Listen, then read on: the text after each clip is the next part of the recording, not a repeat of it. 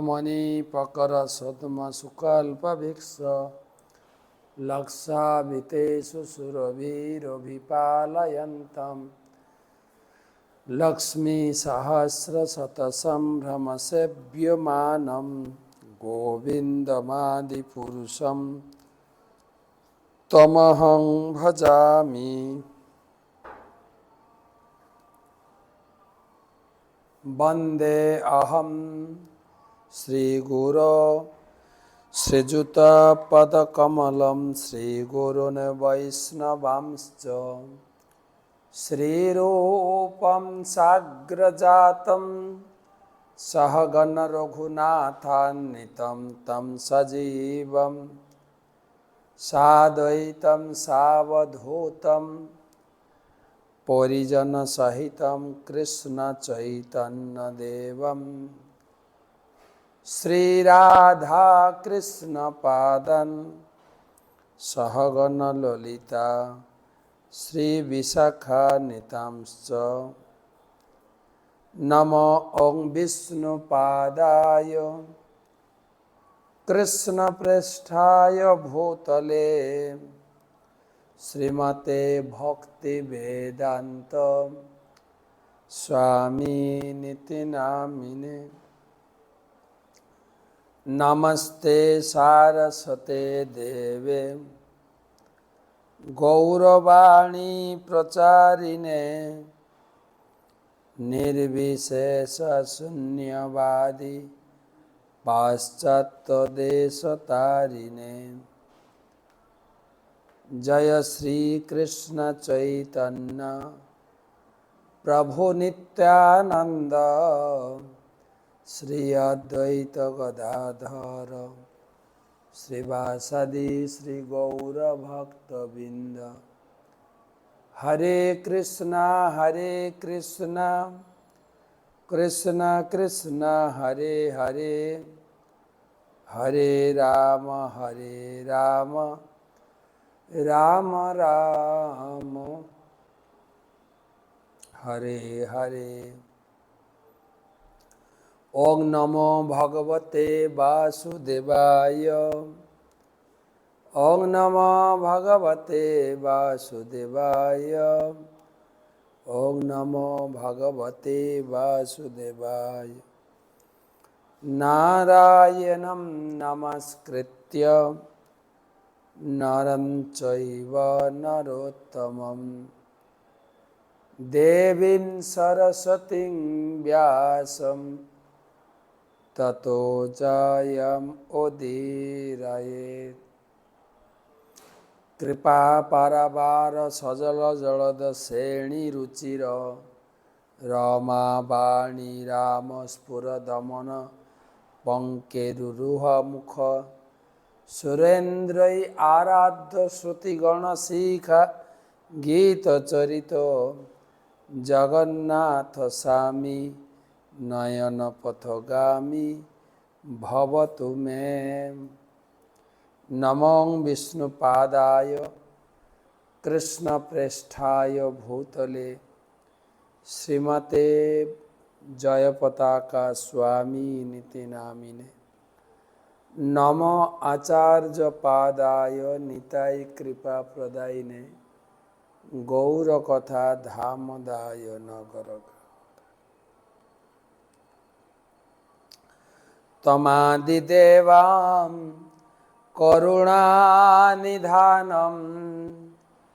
तमालवर्णं सुहितावतारम् अपार संसार समुद्र सेतुं भजामहे भागवत स्वरूपम। ग्रंथराज श्रीमद्भागवत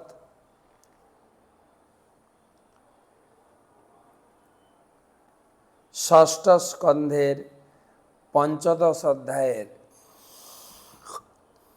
अंतिम क्लास आलोचना प्रसंग चित्रकेतु राजार प्रति अंगिरा ऋषि एवं नारदेर उपदेश उपलक्षे 1336तम भागवत रसमाधुरी क्लास সকলকে জানাই সুস্বাগতম। আলোচনা 25 থেকে। অয়ম হি দেহিন দেহ দ্রব্য জ্ঞান ক্রিয়াত্মক দেহিন বিবিধ ক্লেশ সন্তাপ কৃতদারহিত। অয়ং হি দেহিন দেহ দ্রব্য জ্ঞান ক্রিয়াত্মক দেহিন বিবিধ ক্লেশ সন্তাপ কৃতদারহিত। অনুবাদ: দেহাভিমানী জীব পঞ্চ মহাভূত, পঞ্চ জ্ঞানেন্দ্রিয়, পঞ্চ কর্মেন্দ্রিয় এবং মন সমন্বিত দেহে মগ্ন থাকে। মনের মাধ্যমে জীব আদি ভৌতিক, আদি দৈবিক এবং আধ্যাত্মিক এই 3 প্রকার ক্লেশ ভোগ করে। তাই দেহ সমস্ত দুঃখ দুর্দশার কারণ।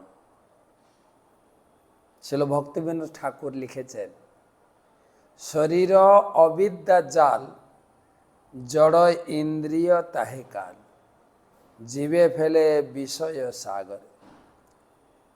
এই দেহের জন্যই এই জীবনের এত কষ্ট। এই শ্লোকে অঙ্গিরা ঋষি তিনি তুলে ধরেছেন। প্রভুপাদ তাৎপর্যে লিখলেন যে ঋষভদেবও সেই কথা প্রতিপন্ন করেছেন পঞ্চম স্কন্ধে, অসন্নপি ক্লেশদ আসদেহ।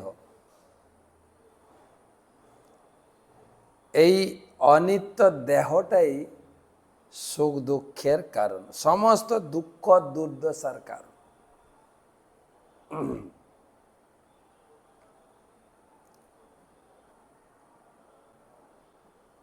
এই দেহ দিয়ে আমরা কি করি?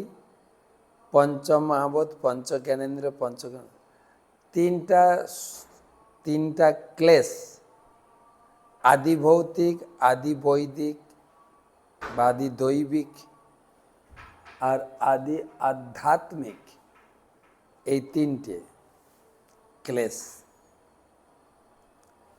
আর সব কিছুর উদ্দেশ্য, কেন্দ্রবিন্দু হচ্ছে মন।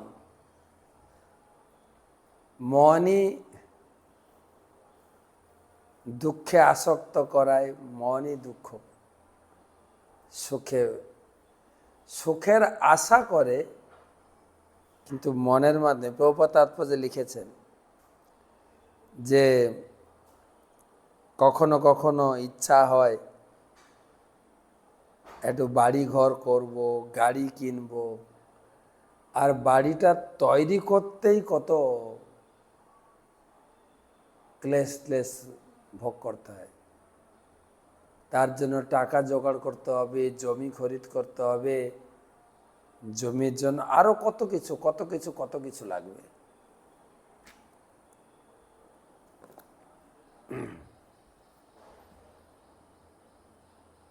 ভগবান বলছেন, মামই বংশ জীবলোকে জীবভূত সনাতন। তুমি আমার বংশের লোক, মম বংশ, জীব হিসাবে তুমি আমার বংশের লোক, কিন্তু আমাকে ভুলে গিয়ে তুমি একটা সংসার পেতে বসেছ, অনিত্য সংসার। যে যেখানে রয়েছি, দেশকে ভালোবেসে ফেলেছি, গ্রামকে, পরিবারকে, দেহকে, আর যার ফলে অত দুঃখ দুর্দশার কারণ। আর তার কেন্দ্রবিন্দু হচ্ছে মন। মনঃষ্ঠানি ইন্দ্রিয়াণি প্রকৃতি স্থানী কর্ষতি। প্রকৃত যে ভগবানের সঙ্গে সম্পর্ক, এটা ভুলে যাওয়ার ফলে আমরা একটা এইখানে কারো না কারোর সঙ্গে সম্পর্ক করতে চাইছি, যেহেতু অরিজিনাল সম্পর্কটা ছিন্ন হয়েছে, তাই এখানেই কারো না কারোর সঙ্গে সম্পর্কে জড়াতে চাইছি। আমার মা, আমার বাবা, আমার স্ত্রী, আমার স্বামী, আমার ছেলে মেয়ে, আর যেগুলোর সম্পর্কে জড়ানোর ফলে যেহেতু অনিত্য, তারা যখন ছেড়ে চলে যাচ্ছে তখন বেশি দুঃখ হচ্ছে।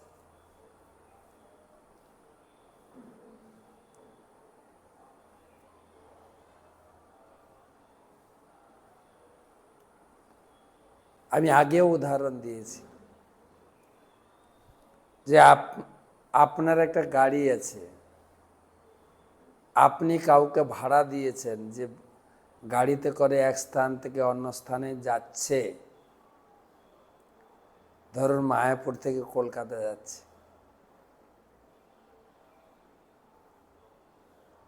রাস্তায় কোনো দুর্ঘটনা ঘটে গেল,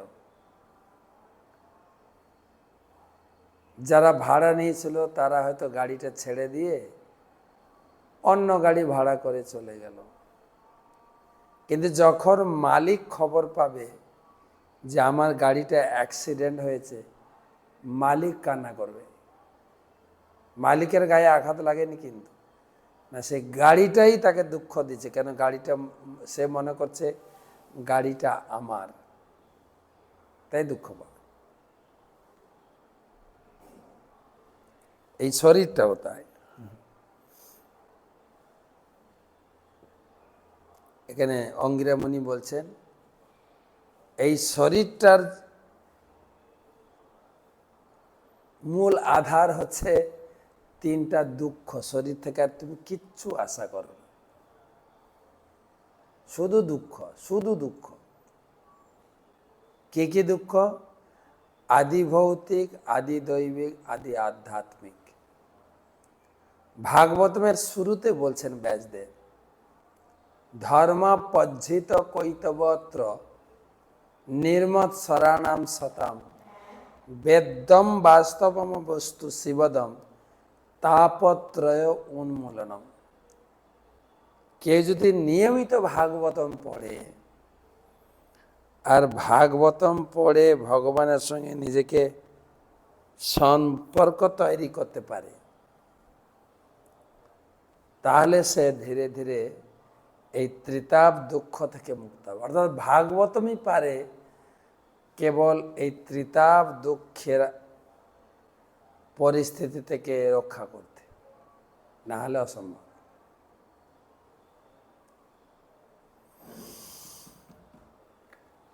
যতদিন দেহে অভিমান থাকবে ততদিন কেবল দুঃখ দুঃখ দুঃখ দুঃখ দুঃখ।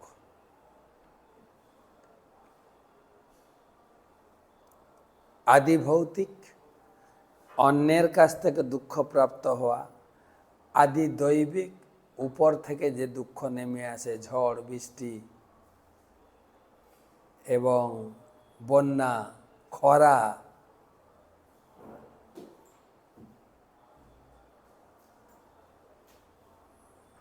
ভূমিকম্প, অতিবৃষ্টি, অনাবৃষ্টি, এগুলো চলতে হয়। বা কয়েকদিন আগে গেল করোনা। তারপরে আধ্যাত্মিক দুঃখ, আধ্যাত্মিক দুঃখ মন এবং শরীর থেকে আমরা যে দুঃখ পাই, তো সবসময় লেগেই আছে। মাথা যন্ত্রণা, বুক যন্ত্রণা, কপাল যন্ত্রণা, পেট ব্যথা, কোমর যন্ত্রণা, জয়েন্ট পেন,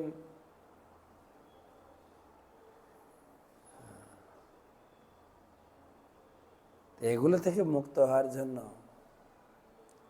ভাগবতম আলোচনা ডেলি।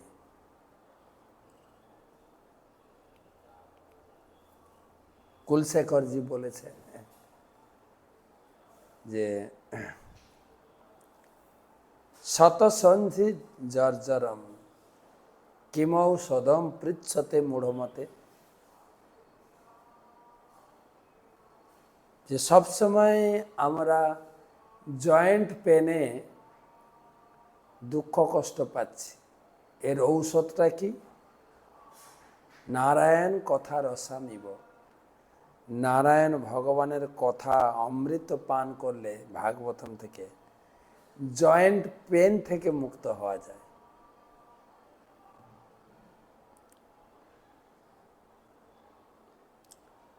তস্মাৎ স্বাস্থ্যেন মনসা বিমৃশ্য গতিমাত্মন দ্বৈতে ধ্রুবার্থ বিশ্বম্ভম তেজোপশমমাবিশ।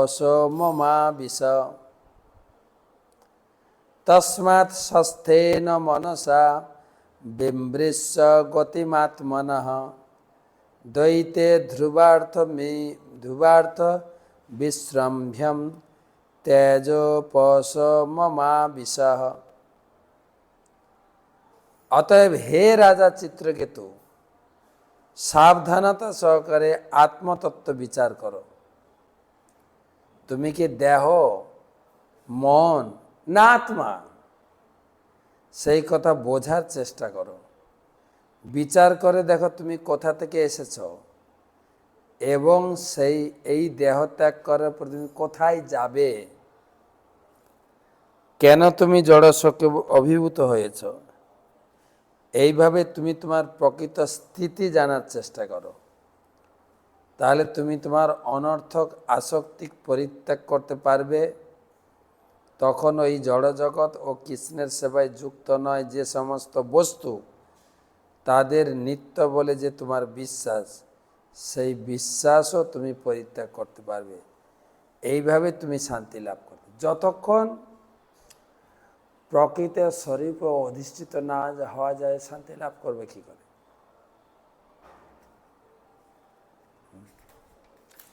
এখানে বলছেন সাবধানতা সহকারে আত্মতত্ত্ব বিচার করো। আত্মতত্ত্ব বিচার বোধটা অনেক সাবধান, ধৈর্য, বাক সংযম, ইন্দ্রিয় সংযম, মন সংযমের মাধ্যমে জিনিসটা করতে হবে, নাহলে অতটা সম্ভব নয়। কিন্তু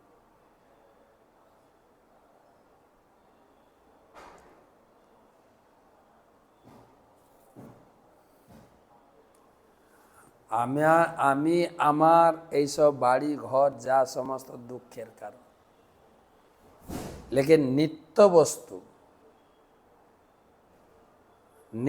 বস্তু আর অনিত্য বস্তু এখানে বলছেন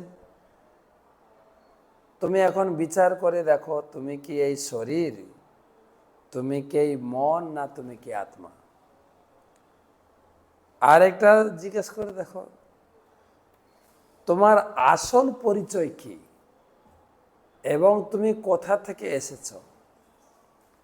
আর মৃত্যু তো হবেই, মৃত্যুর পরে আমরা কোথায় যাব যদি জিজ্ঞেস করা হয়, জানি না আমরা কোথায় যাব।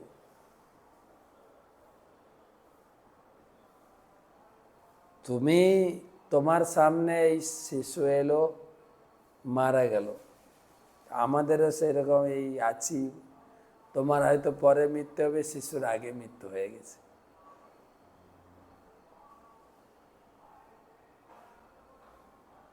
প্রকৃত স্থিতি, আমি নিজের স্থিতি জানি না, অন্যের স্থিতি সম্বন্ধে কি করে এত চিন্তা ভাবনা করছি।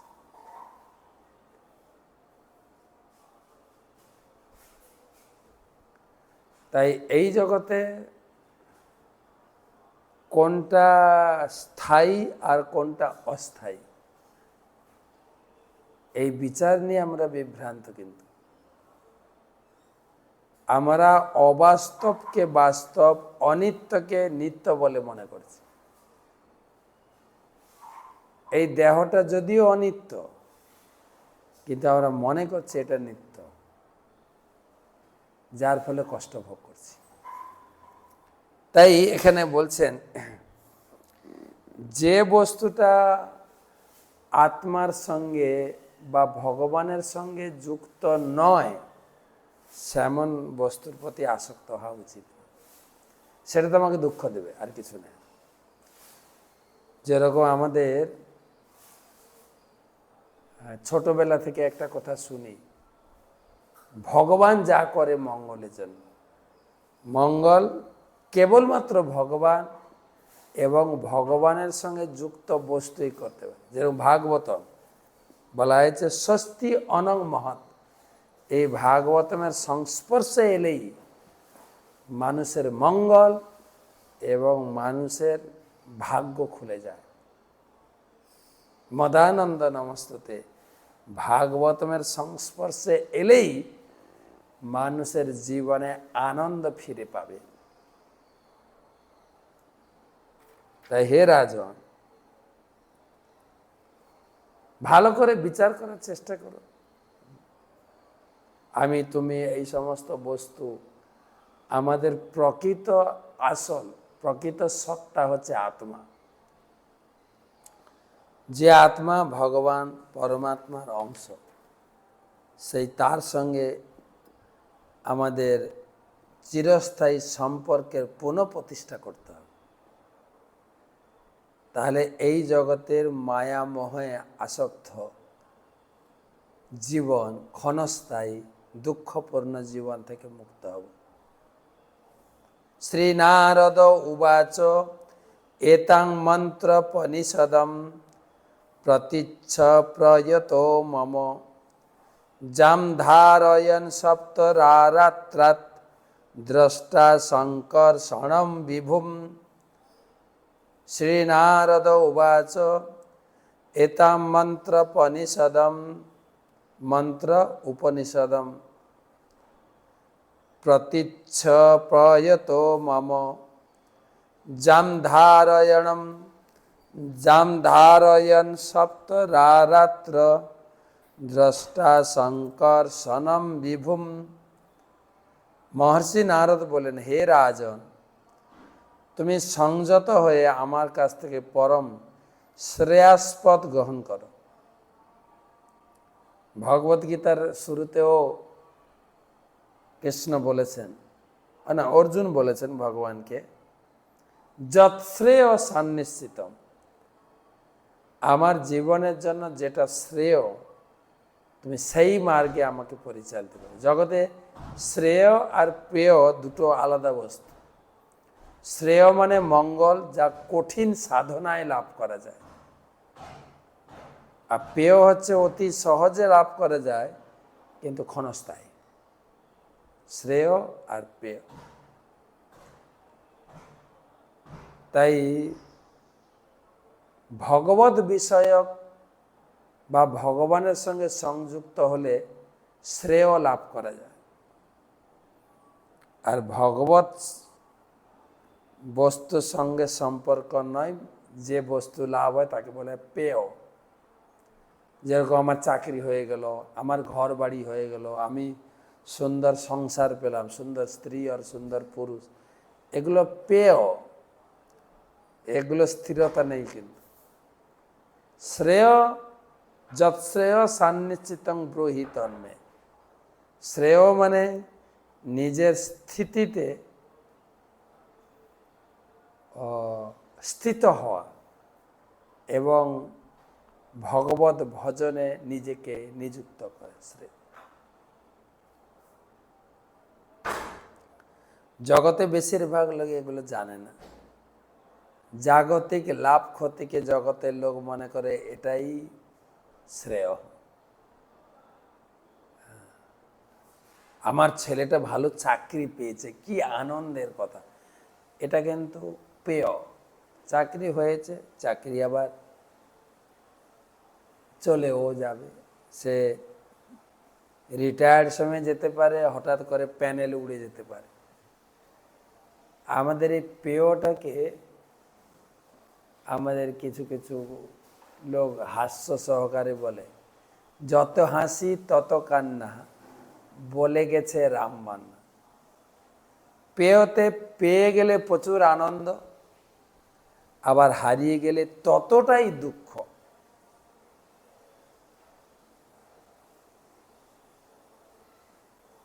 তাই এখানে বলছেন,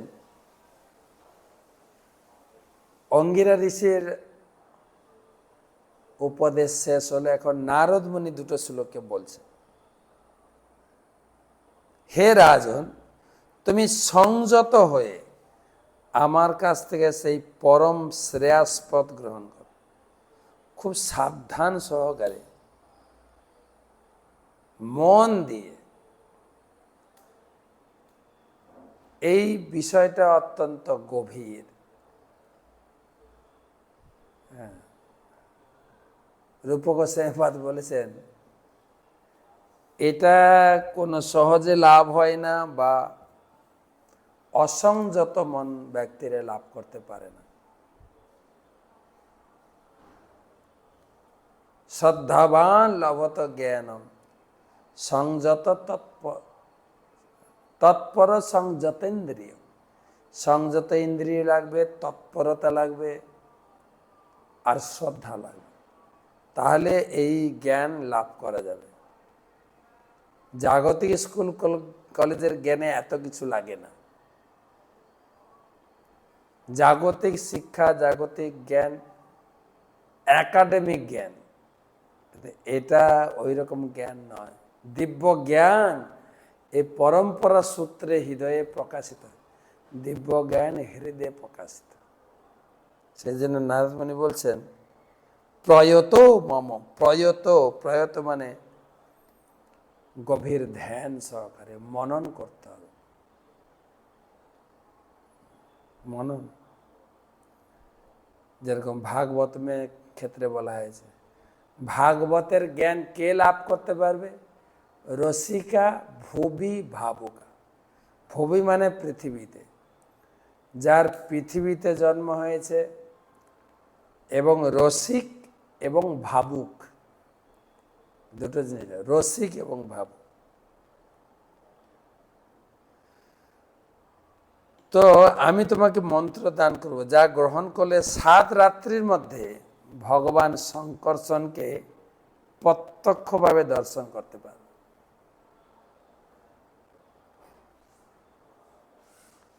কোন জায়গায় কোন পরিস্থিতিতে মানুষকে এই ভগবত তত্ত্ব জ্ঞান দান করা যায়, এই অধ্যায়ে স্পষ্টভাবে বর্ণনা করা হয়েছে। মানুষকে যখন প্রচার করতে যাবেন, সে তো জাগতিক সমৃদ্ধি ভোগ বিলাসে মত্ত আছে। এই অবস্থায় তাকে ভগবত তত্ত্ব জ্ঞানে উদ্ভূত করা খুবই কঠিন। তার জীবনের যে হানির দিকগুলো যদি পয়েন্ট আউট করা যায়, পরিবারে আপনার অশান্তি না, আপনার বয়স হয়ে গেছে, এখন কিন্তু আপনার পরিবারের লোক আপনাকে ততটাই ভালোবাসবে না, আপনাকে উপেক্ষা করবে। সেদিন যেরকম বলেছিলাম, বিদুর ধৃতরাষ্ট্রকে এই তত্ত্বজ্ঞান লাভ করাতে পারেননি যতক্ষণ তার রাজত্ব ছিল, তার পরিবার ছিল, তার যৌবন ছিল। যখন তিনি সবকিছু হারালেন, রাজ্য ছিনিয়ে নিয়েছেন, যুধিষ্ঠির মহারাজ 100 পুত্রকে ভীম চোখের সামনে মেরে ফেলল, এবং তার যৌবনের অন্তিম গতিতে পৌঁছে গেছেন। যৌবন পেরিয়ে বার্ধক্য দশায় এবং পর আশ্রয়ে রয়েছেন, তখন জ্ঞান দিয়েছে। ইনারও তাই। চিত্রকেতু মহারাজ, অঙ্গিরা ঋষি বললেন যে আমি এসেছিলাম তোমাকে তত্ত্ব উপদেশ দিতে, কিন্তু তোমার একটাই লক্ষ্য ছিল, আমি কি করে একটা পুত্র মুখ বা পুত্র পিতা হতে পারে, সেই জন্য তখন তোমাকে আমি জ্ঞান দিতে পারিনি। এখন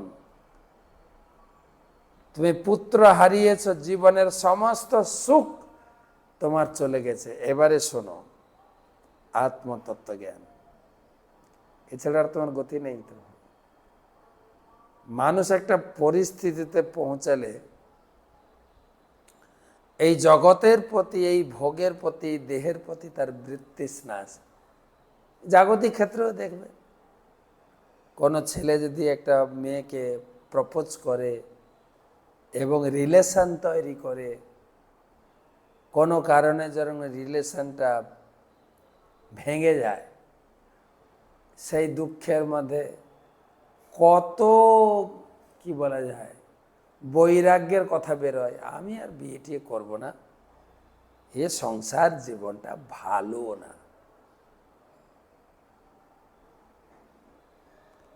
তো সেই জন্য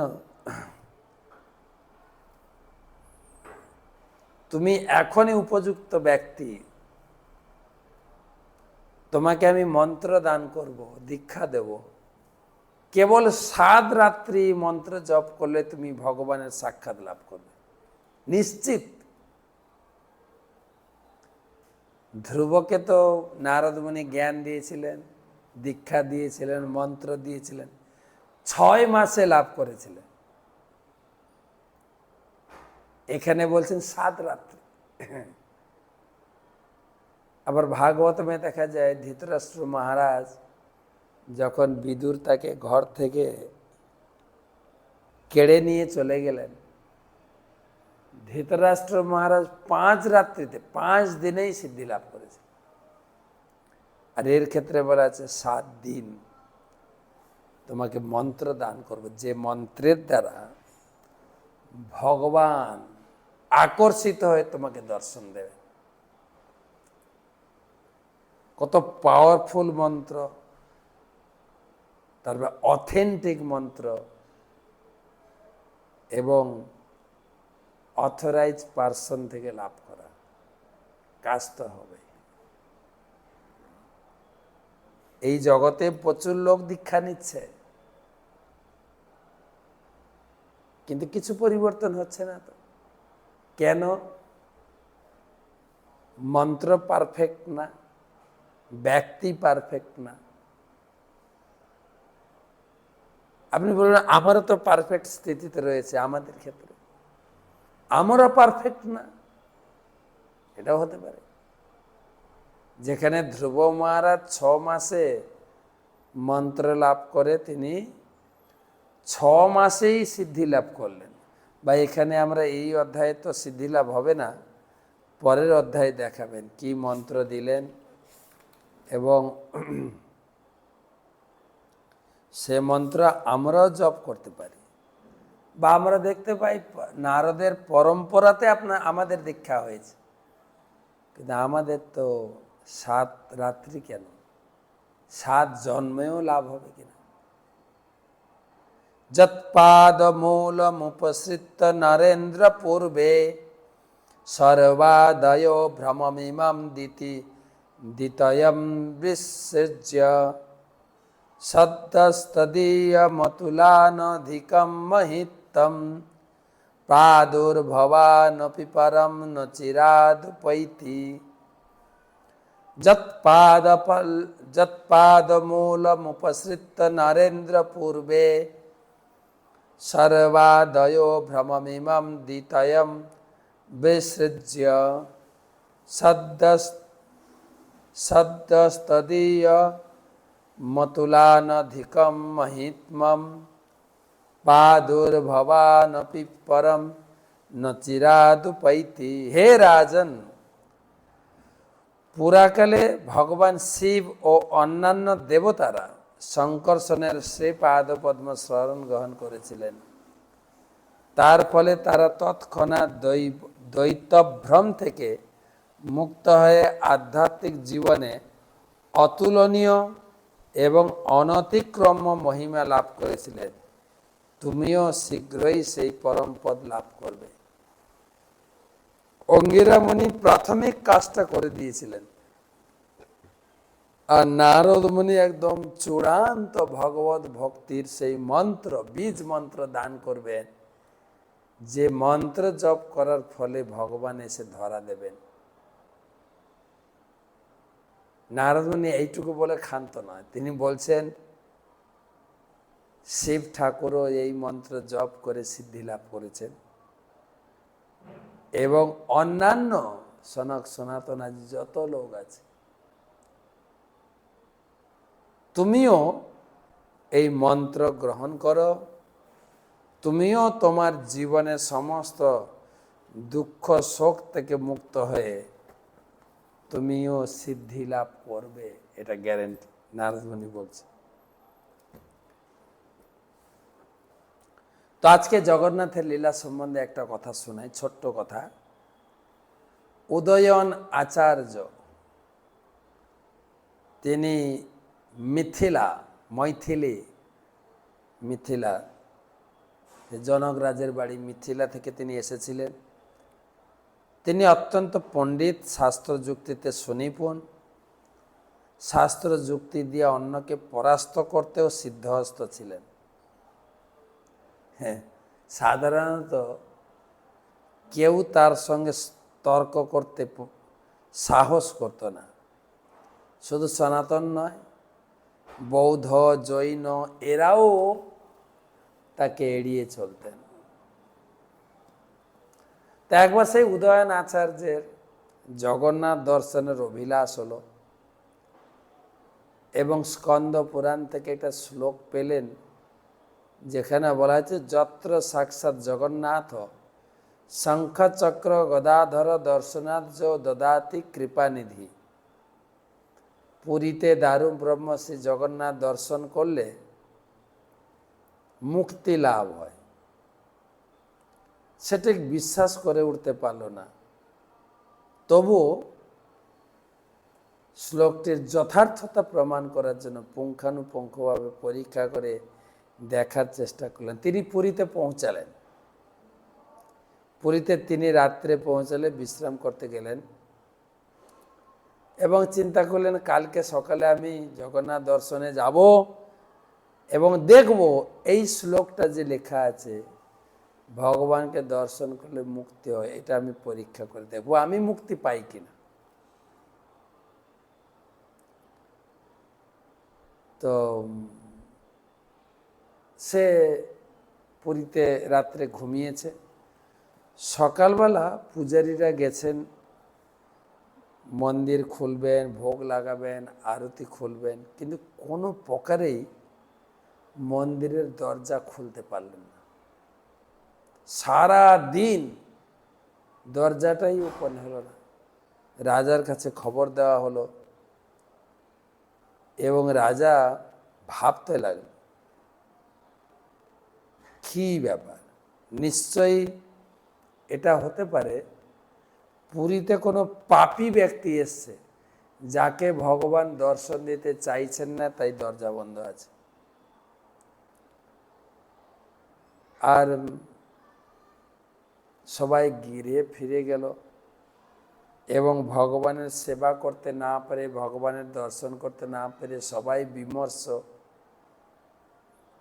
যেহেতু ভগবানের ভোগ, পূজা, আরতি কিছুই হয়নি, এনারাও কেউ কিছু গ্রহণ না করে তারা ভগবানের জন্য অনশন ধর্ণা বসলেন। কি ব্যাপার, কি অপরাধ হয়েছে, জগন্নাথ বলে দিক। জগন্নাথ মেন পূজারীর স্বপ্নে আবির্ভূত হলেন। তিনি কর্কশ কণ্ঠে বললেন, যতক্ষণ পর্যন্ত এই অবিশ্বাসী উদয়ন আচার্য থাকবে আমি মন্দিরের দ্বার খুলব না, আমাকে কেউ দর্শন পাবে না, কাউকে দর্শন দেব না।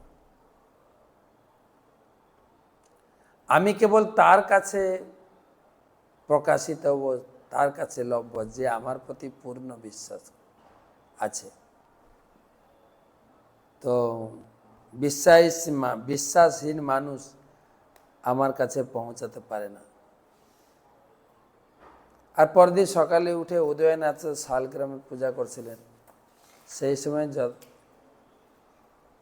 জগন্নাথের পূজারীগণ উদয়ন আচার্যের কাছে পৌঁছালেন, জিজ্ঞাসা করলেন আপনি কি উদয়ন আচার্য, মিথিলা থেকে এসছেন? উদয়ন আচার্য হ্যাঁ উঠে দাঁড়িয়ে পরিচয় দিলেন, হ্যাঁ আমি উদয়ন আচার্য। কেন, আমাকে কিছু করতে হবে? পূজারী বললেন আপনি শালগ্রাম পূজা করছেন, আপনার কি বিশ্বাস নেই যে জগন্নাথকে দর্শন করলে মুক্তি লাভ হবে? সেই জন্য কাল রাত্রে জগন্নাথের মন্দির খোলা সম্ভব হয়নি, ভগবান দর্শন দিতেই চাইছেন। তিনি বলেছেন যতদিন উদয়ন আচার্য পুরীতে থাকবে, আমি কাউকে দর্শন দেব না। সবাই ভগবানের দর্শন থেকে বঞ্চিত। উদয়ন আচার্য তখন বুঝতে পারেন, হায়। তো তিনি গিয়ে জগন্নাথের সামনে, মানে মন্দিরের সামনে বারবার ক্ষমা প্রার্থনা করলেন। তখন পূজারীরা দরজা খুলতে পারলেন এবং ভগবানকে দর্শন করে বিনম্র চিত্তে প্রার্থনা স্তুতি করে ক্ষমা ভিক্ষা করলেন। এবং মন্দিরের দ্বার তো খুলে গেছে, ভগবান সকলকে দর্শন দিলেন। সবাই দর্শন করে ভগবানের খুব আনন্দে, ভগবানের দর্শন খুবই আনন্দ। তো ভগবানের প্রতি যার পূর্ণ বিশ্বাস, আমাদের বাংলায় একটা কথা বলে না যে বিশ্বাসে মিলাই বস্তু, তর্কে বহুদূর। যার যতটা বিশ্বাস, বিশ্বাসে মিলায়। তো যাই হোক, আমরা 15 অধ্যায়টাও শেষ করলাম, সেই সঙ্গে রিলেটেড এই উদয়ন আচার্যের কাহিনীটা শ্রবণ করলাম। তো কালকে ছিল ভক্তিচারু স্বামী গুরু মহারাজের তিরোভাব উৎসবে মহারাজের কিছু কথা প্লাস ভাগবত পাঠ করব। শুভরাত্রি।